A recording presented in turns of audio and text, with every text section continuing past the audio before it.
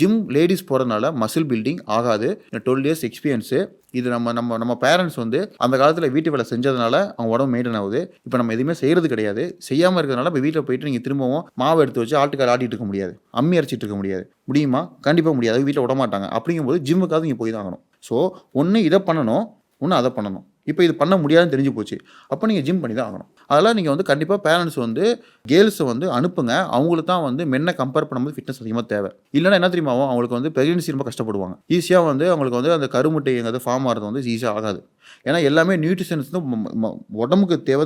இந்த மசில் எந்த அளவுக்கு ஸ்ட்ரென்த்தனாக இருக்குதோ அந்த ஆல்கோல் ஸ்ட்ரென்த்தனாக இருக்கும். அதனால உமன்ஸ்க்கு வந்து கண்டிப்பாக ஃபிட்னஸ் தேவைப்படுது. அதில் போயிட்டு இங்கே லிஃப்ட் பண்ணனால 99% சொல்கிறேன், 1000% சொல்கிறேன், மசில் பில்டிங் ஆகாது. வேணா டோனாக இருக்கலாம். அதுமாதிரி இன்னொன்று சொல்லுவாங்க, என் பொண்ணு இழைச்சி போயிட்டா. நான் சொல்கிறேன், அவங்க உடம்பு வாகு தகுந்த மாதிரி தான் அவங்க இருப்பாங்க. இப்போ சப்பியான உடம்பு இருக்குது அப்படின்னா அந்த தோட்டத்தில் ஷேப்பாக இருப்பாங்க. இப்போ உடம்பு வாகு சின்ன வயசில் ஒல்லியாக இருப்பாங்க அப்படின்னா அதுதான் அவங்களுக்கு இருக்கும். அதனால ஜிம் போனதுனால வந்து என் பொண்ணு வந்து இழைச்சி போயிட்டா பண்ணிட்டா அப்படின்னா நடக்கவே நடக்காது. அது சும்மா போய் சொல்கிறது. நீங்கள் ஃபுட்டு சாப்பிடாம இருக்கணும்னா அப்படி பண்ணியிருக்கலாம். நீங்கள் கரெக்டாக நியூட்ரிஷன்ஸ் கொடுத்து ஜிம் போனீங்கன்னா உங்கள் நேச்சுரலாக உங்கள் அம்மா அப்பாவுக்கு என்ன ஜெனட்டிக் இருக்குதோ அதுதான் உங்களுக்கு வரும்.